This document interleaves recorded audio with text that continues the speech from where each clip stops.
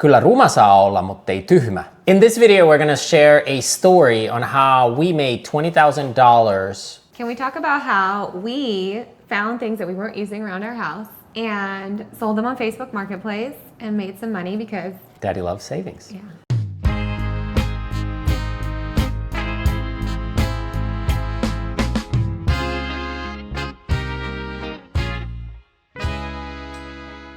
Kyllä ruma saa olla, mutta ei tyhmä. Beautiful. What does that mean? It just means you are allowed to be ugly. You're just not allowed to be stupid. So, because if you're ugly, you couldn't handle it. It was like given to you, and there's nothing wrong being ugly.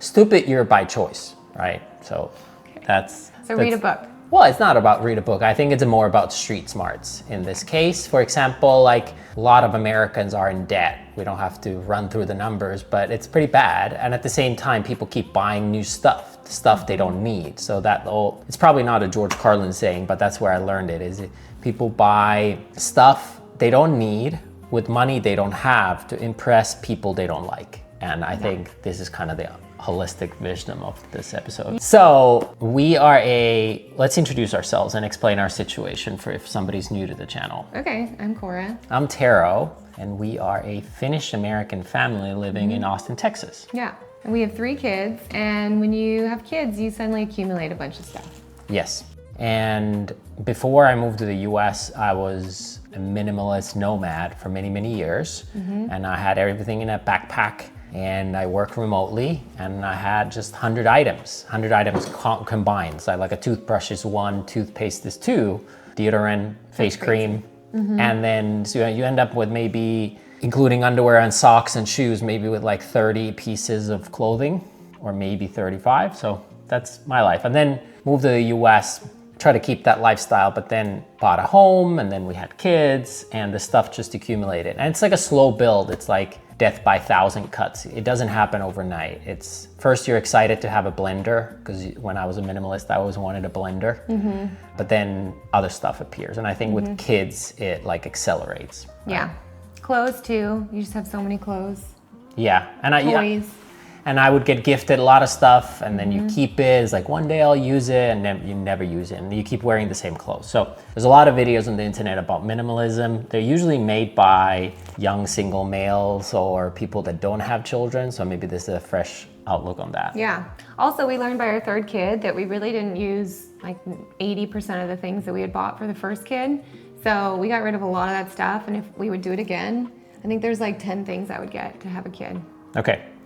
So what inspired this was our youngest child was like a year and a half, about to be 2, and we're like, hey, we don't need these baby things anymore. So we're like, got some of your strollers, the new baby things. Yeah. And then at the same time, we spend our summers in Europe, and this summer we were gonna travel a little bit longer, so we're gonna rent our place. So we needed to do some spring cleaning, and learning from the past, we started it like 4 months before we were gonna leave. So we took a big head start, right? Like 6 months. Yeah, maybe 6 I months. got on it. And started listing first stuff that we absolutely will not need, even if we wouldn't rent the house, on Facebook Marketplace. I listed everything, and I'm in a lot of moms groups, and so I would chime in there if anybody wanted things. First, like try to see if someone would want it that needs it, or if nobody wanted it, then I'd go list it on Facebook Marketplace. Okay, let's first talk about how did you know what you wanted to keep or not keep? Like, what was that process before even selling them? I think you notice what things, I think when we started 6 months ago, you notice what things you use and which you don't. And then I would list everything, and sometimes if I thought, oh, I kind of want to use that again, I would take it off of Facebook, or I would see if somebody would offer me some money, and I'd be like, do I like that object more than this amount of money that I could buy something else with? Yeah, there's a lot of minimalist tricks. The 3 that have worked for me is the 6-month rule, is like taking an item and saying, have I used this in the last 6 months? There's some items that I still kept, like a tuxedo that I haven't used in the 6 months, or some snow gear, but like it's a pretty good rule. Because you think about also how much it would cost to rebuy it later, right? That's a great point. I did not think about that, but that is a great thing to consider. Yeah. The other way to think about it for me was constraints. So funny, ironically, I bought a backpack that fits stuff that I can like travel with without a carry-on. And I was like, okay, if I can only take stuff in this backpack, which clothes would I keep? And then I did that and a separate tote bag. And that was like, the rest was like up for grabs. And then the box system is the third way. Is we had boxes of like things to throw, like you throw away stuff, you gift stuff, and then you sell stuff. So 3 boxes, and you put everything in one of those. Yeah, or one of the boxes could be just a trash bag and just get rid of it ASAP. What things are for Goodwill? What Yeah. things you can sell? Sell. What things you just give to friends? Yeah, exactly. And I think the Marie Kondo, where you're like, does this item spark joy or not? Like, there's so many items in my closet and in the kitchen that actively infuriated me because I wasn't using them. So either like start using them, like for example, my red light mask would always look at me like, why aren't you using me? So now that I've cleared so many other things, I can see that very clearly and I start using it at night. Or if you look at something and it infuriates you because you're like, why did I buy that? I don't want it. Like I had this hat that I had spent so much money on. I hated it because I looked at it, it reminded me of what a horrible purchase. And I just ended up like selling it resale for pretty cheap just to get it out of my house so I didn't feel sad. And I think if you're a dude or a dad listening to this, I think for clothing, it's easy because dads wear the same New Balance and jeans and shorts, and women have more clothing. And then with men, it's all the gadgets. Like one day I'll need the power drill, you know? What's your female perspective on the clothing? Like women have a lot of clothing, but you can only wear one at a time. Yeah, I think the rule is if you haven't worn it in a year, because you want to give yourself the whole season, but if you haven't worn it in a year, get rid of it. You're not going to. But like with the power drill, you said you could just rent that if you need to use a power drill in the future. And I borrowed a power washer from my neighbor instead of buying it. And you can use the community for that too. That suitcase analogy is really good because I had my suitcase that we're going to bring to Europe, and anything that I could fit in there, I started packing it ahead of time because you're limited, constrained by that suitcase. And so whatever didn't fit in there, like Taro said, I was like, well, it's obviously not that special to me if I won't bring it on this trip, so it's going to go. And once it's out of my house, I never really miss anything. Have you ever regretted? Not really. You forget you even had it. Yes, you do forget. And then another thing we did to start preemptively is we stopped buying stuff. That's really important too. That's the hardest. Like actually constrain your consumerism. Yeah, I didn't realize how addicted I was to the Amazon and like buying stuff. So we canceled our Amazon Prime. Yes. Which has been amazing because now you think about so much more if you have to pay the $6.99 in shipping. And I feel like Amazon is like facade of everything is cheaper than it should be. Like you're not paying the real price for these things. And like there's free returns and there's so much waste that happens on Amazon. A lot of those things just go straight to the landfill because you've used it, opened it, and then you're returning it and the company can't take it back. So it literally just goes to landfill. So when you think, oh, it's free and then I returned it and I used it, ha ha ha, it's really the earth that's paying for that, and that sucks. So that made me really not want to use it. And also the shipping costs of the trucks on Amazon going to and from around the earth that we don't pay for when you do Amazon Prime. And this is not just an attack on Amazon, it's creating friction consciously. Yeah. It's same as if you have a phone addiction, you try to make it harder for you to access the phone. So like there's this one barrier of entry. So like you having to drive to the store makes you think like really do I need it? Yeah. There's so many days where I was like, okay, I don't have Amazon, it's not gonna come next day. I'll get it next week when I'm at the store. And by the time next week came, I was like, I don't really need it. Yeah. A lot of it was impulse purchases for our kids too. Yeah. Like they suddenly want a ninja sword. It's so easy to have bought it that day, but instead we waited 3 days and now Bodhi forgot that he even wanted a ninja sword. Yes. And I don't want to be fiducious. And where you're lying? No, like cheeky towards you. Oh. But I'm not sure if the women will like be super motivated by the fact that they can save money or even the environmental values, no offense to anybody. Yeah, I have But style.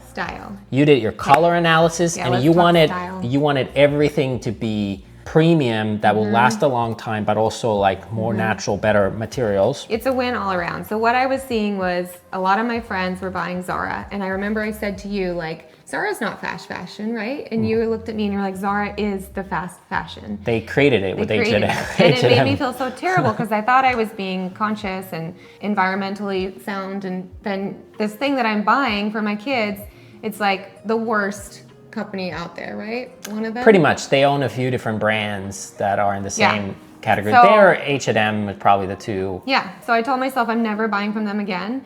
And what that happens is you think that you can afford a lot of clothes and you buy a lot of clothes, even Target or all these places where the clothes are priced really low. And then you buy way more stuff than you need. Whereas like now I decided I'm only gonna buy from companies that have natural fibers and are like eco companies.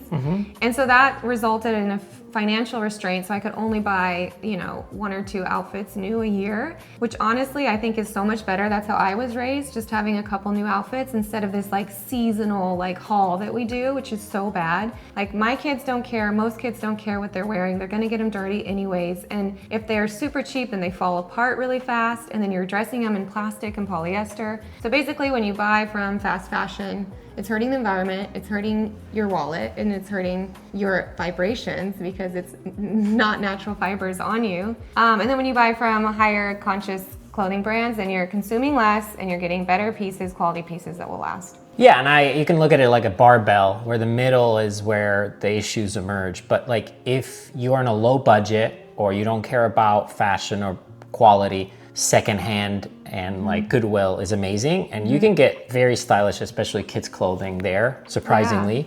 Or if you want to get new stuff and you don't want to buy secondhand, we're big fans of Farity brand, and our friends Nicole and Gareth did a collection with them. But they are like the sweater is $500, but they use like the best material. So if you want to buy new something that will last for decades, then go and buy and pay almost uncomfortably too much. And Which limits you at how much you'll buy. You buy less, you'll end up spending less, I think. You'll buy less and it'll last longer. Yeah. And if you ever have to resell it, it's probably easier to resell. Nobody wants to buy a secondhand Zara, but like if you have a secondhand organic wool from Portugal Simple sweater. folk we like, simple folk.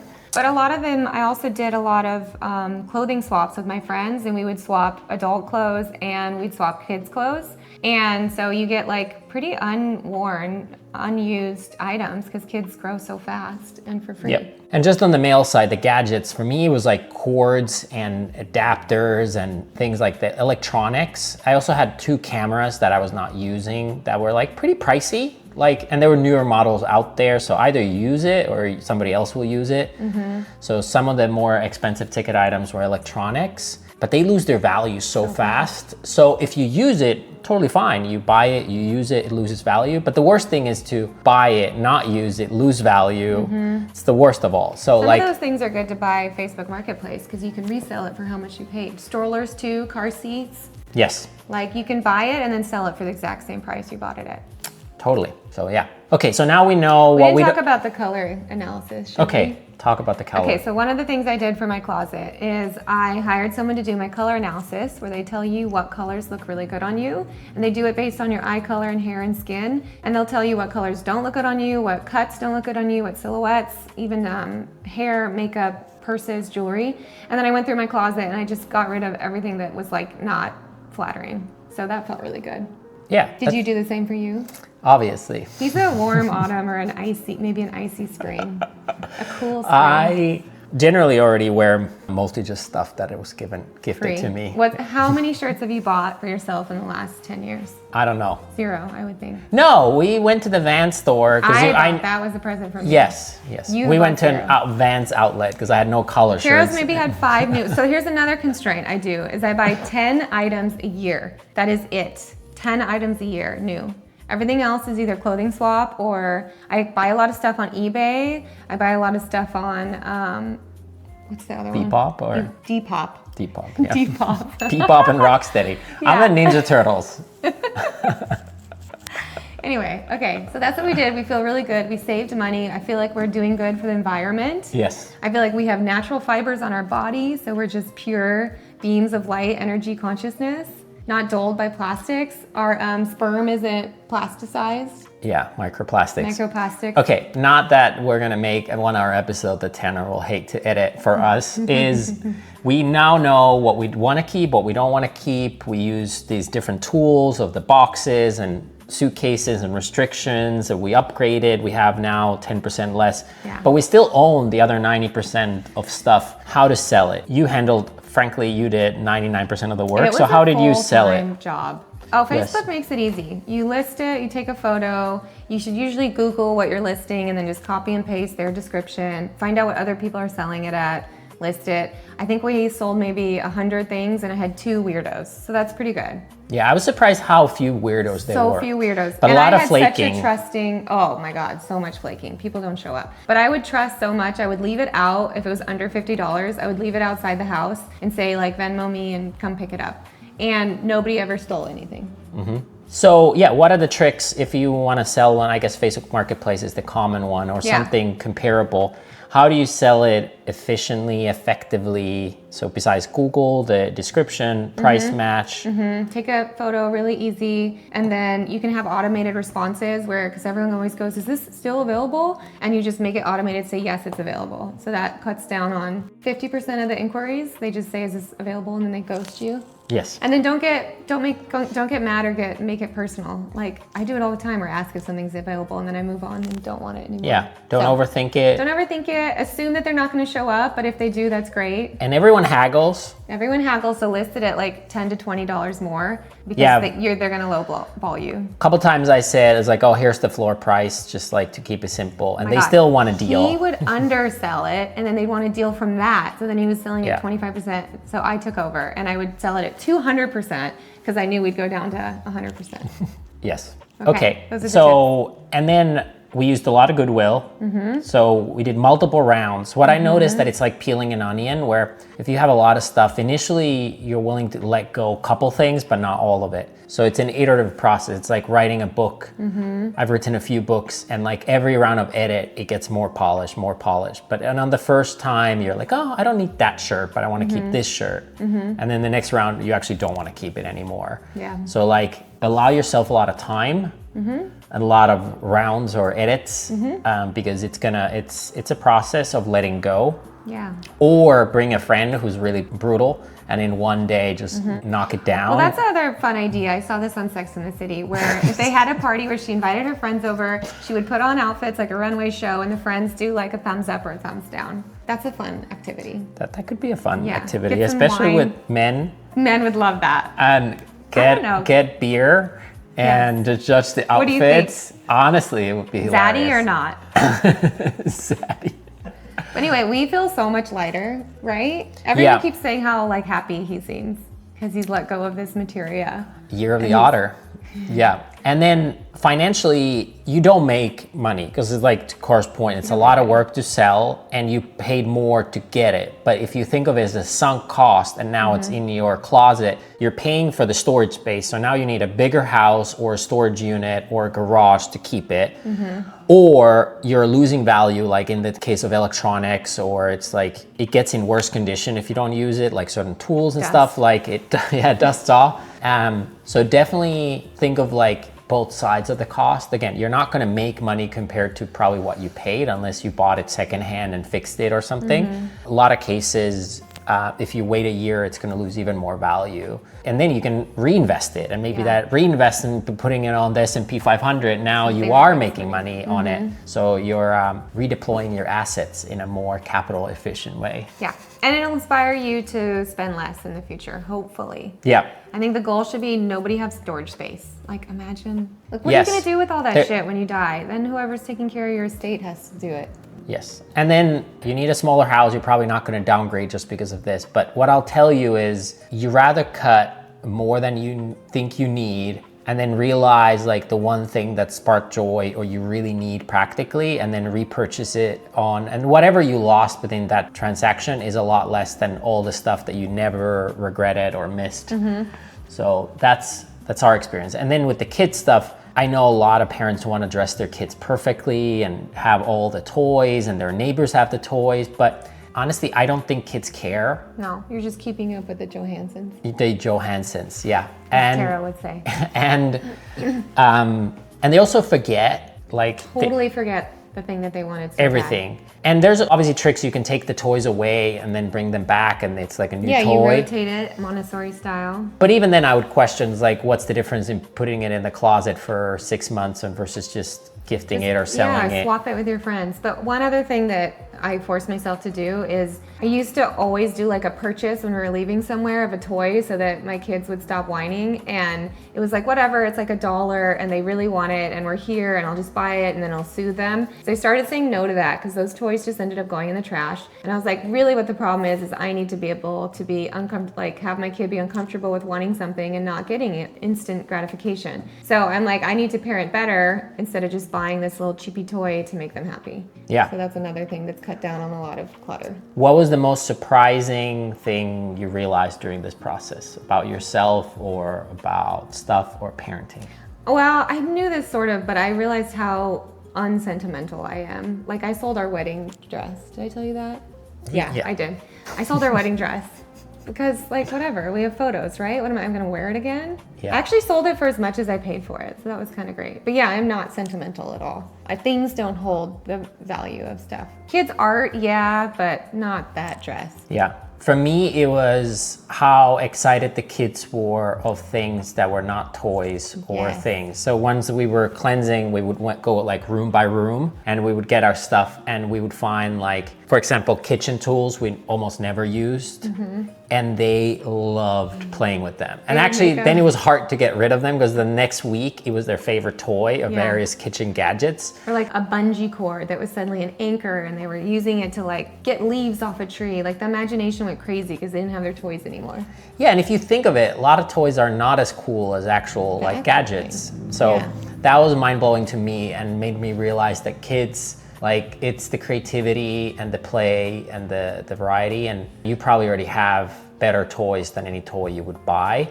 So that was really fun. Great. Okay, that was it. I don't know nice if we had anything. Oh, we got to get our sponsor. This show was brought to you by Sigmatic. And in the sense of minimalism, it's great because if you buy Sigmatic coffee, for example, it can replace 2, 3, 4, 5 different supplements on your shelf. It can replace your immune supplement, your gut health, probiotic, prebiotic. It can replace your cognitive supplement, all kinds of things. Plus your coffee. This one is the Focus coffee. This is the Costco size version. We're also sold at Whole Foods, Target, Sprouts, all these places. And there's different kinds. The original mushroom coffee is the one that replaces the most, if that's what you're looking for. But for the show listeners, there's a special deal. You can get a free bag of coffee, just pay shipping and handling if you go to forsigmatic.com/fungifam, and there's a link somewhere below. I forgot 2 other things I did. Should I add them? Yes. Okay, 2 other things that I really attacked was, one, our supplements and vitamins, because I was like, I'm not buying any more. Like, hopefully we're getting it all from Sigmatic, we're getting it all from our food. And then the other thing I attacked was makeup and hair products. I'm not buying any more until I used up what I had. And that cut down on a lot of spending too. Like, I'll have hairspray and that's it. I don't need 7 different hair products. If my hair doesn't want to do it naturally, I'm not gonna force it.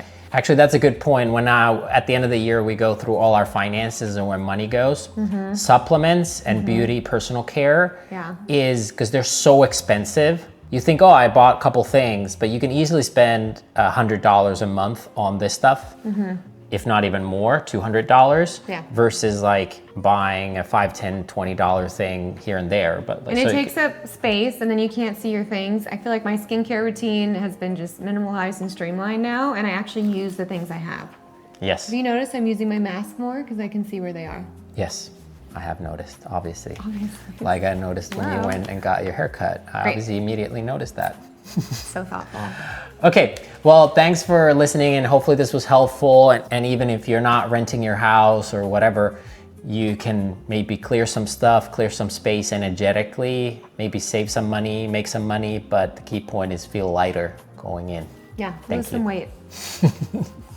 Thanks for listening. Like and subscribe, please.